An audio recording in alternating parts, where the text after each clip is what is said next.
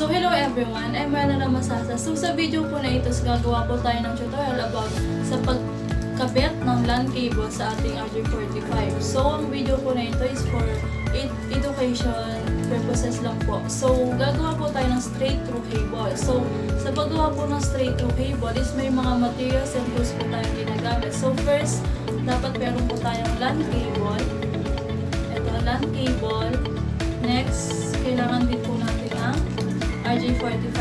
So, sa paggawa po natin ng ating straight through cable, so kailangan marami po tayong available na gagamiting RJ45. Once po na nagkamali tayo, is meron po tayong extra gagamitin. So, next, kailangan po natin ng pangkat sa ating LAN cable. So, next, dapat meron po tayong pangkat. So, ang ginagamit po natin itong materials na ito sa pangkat ng ating skin ng LAN cable. So, second, meron tayong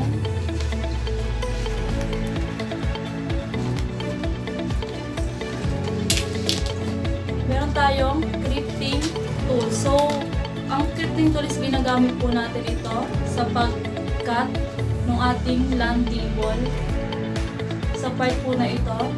Then, sa part din po na ito is ito po yung ginagamit natin sa pag-lock ng ating RJ45. Next is, meron po tayong LAN tester. So, ang LAN tester po is ginagamit po natin para matest kung tama po bang paggawa natin ng straight through cable. So, mamaya malalaman po natin kung paano po siya gumagana. So, ipapakita ko po yung step by step sa paggawa ng ating straight through cable. So, nag-cut na po ako ng ating LAN cable. So, maliit lang po yung kinat ko. So, ayan, meron na po tayong LAN cable. So, nakat ko na po siya. So, sa paggamit po natin ito is kailangan po natin ng 1 inch ng pag-cut ng skin. So, ika-cut po natin siya. Ayan, bibilugin lang natin. Then, tanggalin. So, sa ating LAN cables, may makikita po tayong mga wire na may iba't ibang kulay. So, sa paggawa po natin ng straight through cables, meron po tayong color code na sinusunod. So, sa paggawa nito is kailangan alam natin yung pagkakasunod-sunod or yung arrangement ng ating colors. So, una is aayusin po muna natin siya. Ayan. Then, tsaka po natin i-arrange yung pagkakasunod-sunod ng ating colors. So, first color na kailangan natin i-arrange is meron po tayong white, orange, green, white, green, orange, white, white, green. Then next, blue, white, blue. Ayan. White, blue. Then so sa white, blue is green, white, green, white, brown, then brown. So pag didikit-dikitin na natin siya. So sa paggawa po nito is kailangan straight po silang lahat, magkakadikit. Then dapat nasa tamang arrangement pa rin po yung mga colors. So ulitin ko po, ang arrangement is white, orange, white, green, blue, white, blue, green, white, brown, then the last is brown.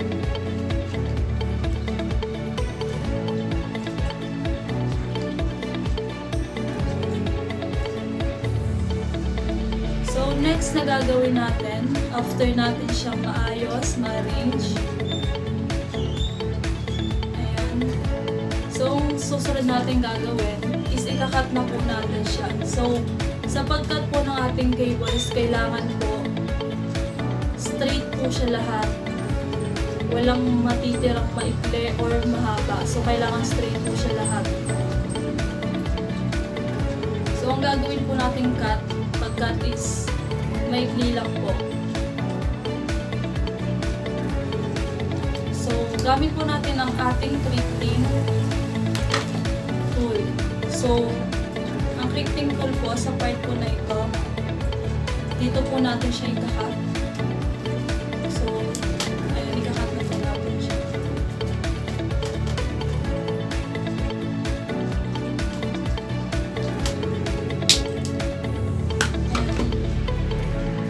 Sa pagkat po natin is pantay-pantay po dapat siya lahat. Then nasa arrangement pa rin po yung colors. So, kailangan po pantay-pantay po silang lahat. Ayan. So, kailangan sa pagkat is maikli para yung cable po natin is mapasok po natin sa RJ45 yung pinaka end ng ating cable. So, magiging matibay po siya pag pinasok po natin. Next is kakabit na po natin sa ating RJ45. So, ang RJ45 po na ating gagamitin is kailangan yung pin po ng ating RJ45 is nakaharap po sa atin. Once po na ipasok na po natin ang ating wires, is makikita po natin kung maipapasok po ba natin yung arrangement ng ating wires. So, kung tama po ba yung ating arrangement. So, ipapasok na po natin siya.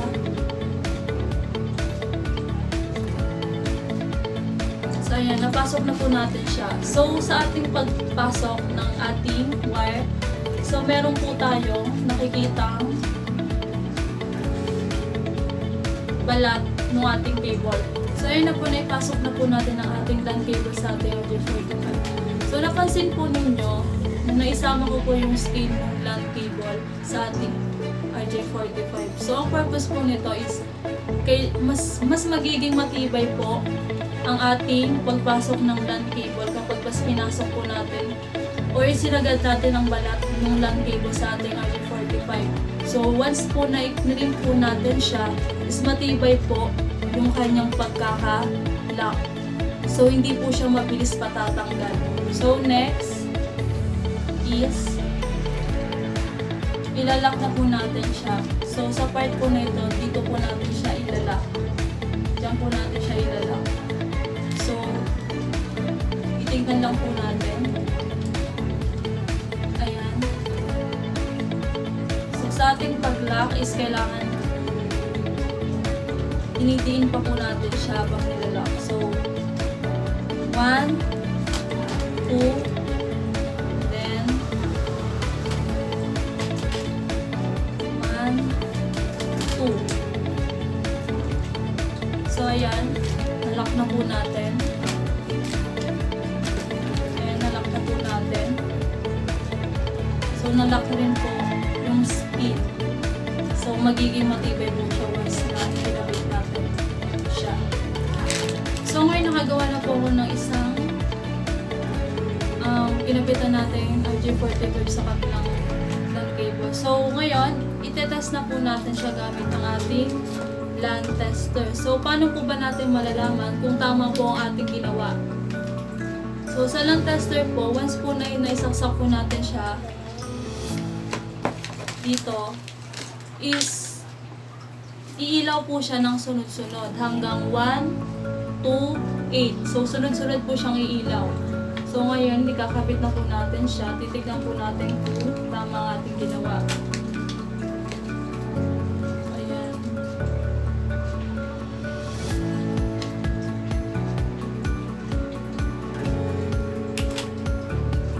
So, titignan po natin kung tama ang ating ginawa. So, kailangan sunod-sunod po siyang iilaw.